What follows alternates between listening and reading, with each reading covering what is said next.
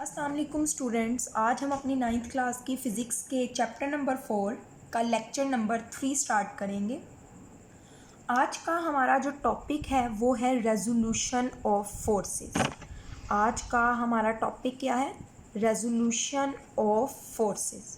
Student, इस chapter का पहला इम्पोर्टेंट लॉन्ग क्वेश्चन मीन्स पहले जो हमने 2 टॉपिक्स पढ़े थे वो लॉन्ग क्वेश्चन अहम नहीं थे।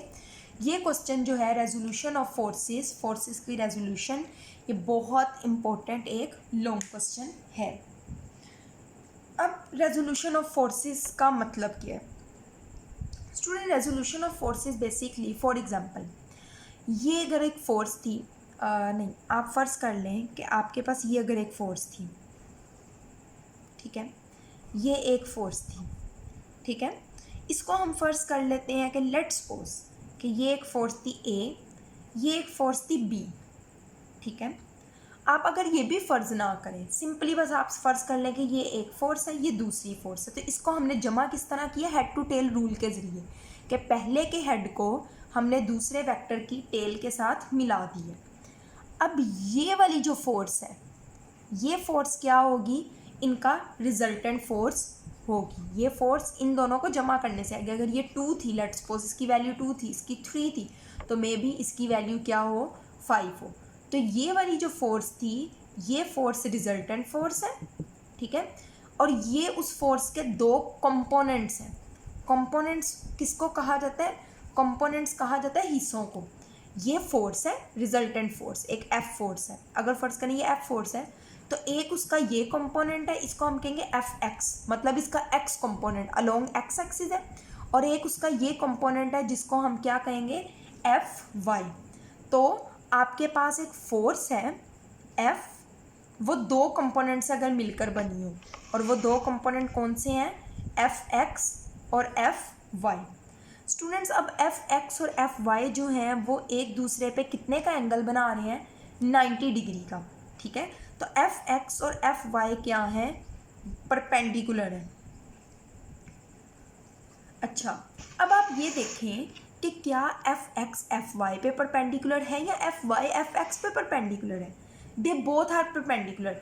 एफ एक्स भी एफ वाई के साथ 90 का बना रहा है और एफ एक्स भी एफ वाई के साथ 90 डिग्री का बना रहा है, तो ये म्यूचुअली परपेंडिकुलर है। म्यूचुअली का मतलब होता है बाहमी तौर पर। तो अब हमारा टॉपिक है resolution of forces. Resolution of forces बच्चों क्या होता है? एक फोर्स आपको दे दी जाए, आपको एफ दे दिया जाए और कहा जाए कि एफ एक्स और एफ वाई में इसको डिवाइड करें, तो इस डिवाइड करने के प्रोसेस को डिवाइड को स्प्लिट भी कहा जाता है, तकसीम करना। फोर्स को उसके म्यूचुअली परपेंडिकुलर कंपोनेंट्स में स्प्लिट करने के प्रोसेस को रेजोल्यूशन ऑफ फोर्सेस कहा जाता है। क्या मैंने कहा? कि किसी फोर्स को उसके म्यूचुअली परपेंडिकुलर कंपोनेंट्स में स्प्लिट करना, तकसीम करने के प्रोसेस को रेजोल्यूशन ऑफ फोर्सेस कहा जाता है। और रेजोल्यूशन ऑफ फोर्सेस के नतीजे पे तो ये जो 2 कंपोनेंट्स बनते हैं उनको क्या कहा जाता है? म्यूचुअली परपेंडिकुलर कंपोनेंट्स, ठीक है स्टूडेंट्स।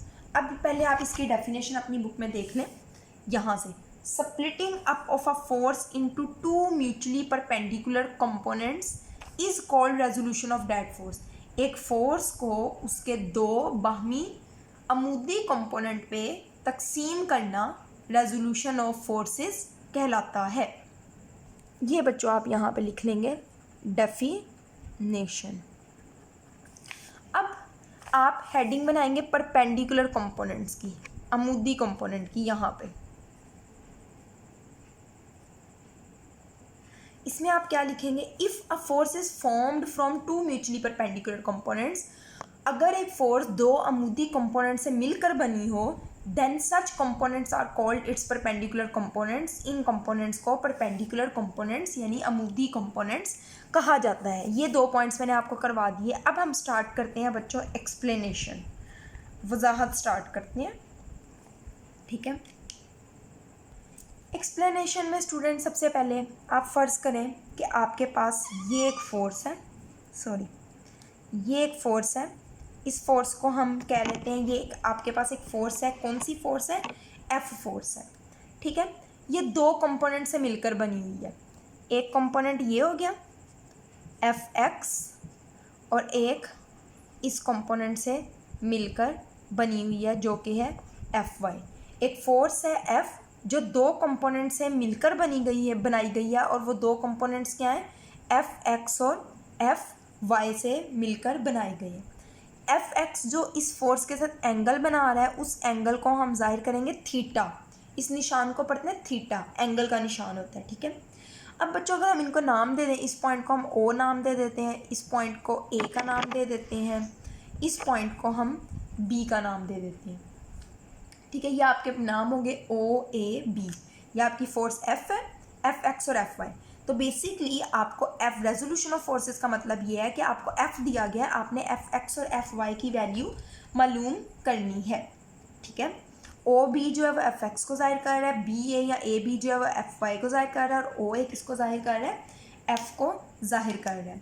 अब बच्चों according to head to tail rule, head to tail rule के मुताबिक क्या होता है, according to head to tail rule, head to tail rule के मुताबिक आपको पता है ये जो है इन दोनों को जमा करने से आया, तो OA जो है वो इक्वल है OB plus BA।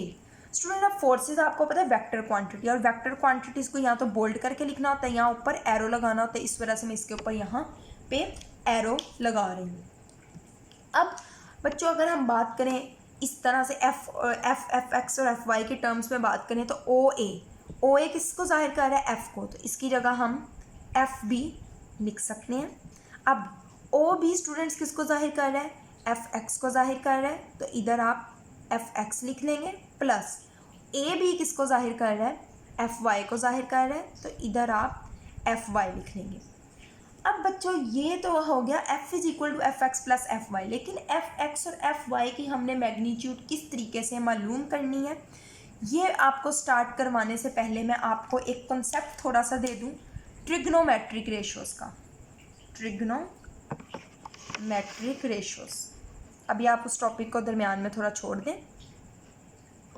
Trigonometric ratios क्या होती हैं student, right angle triangle. Right angle triangle कैसी ट्रायंगल होती है, ऐसी ट्रायंगल को कहते हैं, ठीक है, जहाँ एक 90 का एंगल बन रहा हो और एक इस तरीके से हो, ये ऐसी ट्रायंगल को कहा जाता है राइट एंगल ट्रायंगल। स्टूडेंट्स इस साइड को कहा जाता है बेस, जिसे उर्दू में कहा जाता है कायदा, इसको कहा जाता है परपेंडिकुलर, उर्दू में इस साइड को कहा जाता है अमूद, और ये जो साइड है इसको इंग्लिश में हाइपोटेनियस और उर्दू में इसको वितर कहा जाता है। अब स्टूडेंट ट्रिग्नोमेट्रिक रेशियोज होती हैं, तीन होती हैं, एक होती है साइन थीटा, एक होती है कोस थीटा, ये आपने ज़ुबानी याद करना है, रट्टे मार लेने हैं, एक होता है टेन थीटा। अब इन तीनों के फार्मूले क्या होते हैं, साइन थीटा किसके बराबर होता है, कोस थीटा और टेन थीटा। साइन थीटा का बच्चों आपने फार्मूला याद रखना है, परपेंडिकुलर डिवाइडेड बाय हाइपोटेनियस होता है, ठीक है, मैं पूरे वर्ड नहीं लिख रही, आपने याद कर लेना है। कोस थीटा जो है वो बराबर होता है बेस डिवाइडेड बाय हाइपोटेनियस, और टेन जो है वो बराबर होता है परपेंडिकुलर ओवर बेस। अब ये कहाँ लिखा हुआ है पहले आप एक दफ़ा बुक से देख लें, मैं आपको जितना करवाया वो रीड कर लें, बाकी हम देखते हैं। Consider a force F represented by line OA। फ़र्ज़ करें कि एक फोर्स F है जिसको लाइन OA से जाहिर किया गया, ये देखें OA से F को जाहिर किया गया। Making an angle theta with X axis as shown in figure, जो एक्स एक्सिस के साथ एंगल थीटा बना रही है जैसा कि शक्ल में दिखाया गया। Draw perpendicular line AB on x axis, एक परपेंडिकुलर लाइन कौन सी ड्रॉ की गई, AB ड्रॉ की गई। अच्छा यहाँ पर गलती से एक्स एक्सिस लिखा है, यहाँ वाई एक्सिस नहीं, सॉरी एक्स एक्सिस ही आना है, देखें एक्स एक्सिस के ऊपर है ना, एक्स एक्सिस के साथ 90 का बन रहा है, ठीक लिखा हुआ है, एक्स एक्सिस ही आएगा। फ्रॉम ए से नीचे की तरफ, according to head to tail rule, head to tail rule के मुताबिक OA जो है वो रिजल्टेंट है, और जो किसके इक्वल होगा, OB और BA के, तो OA is equal to OB plus BA।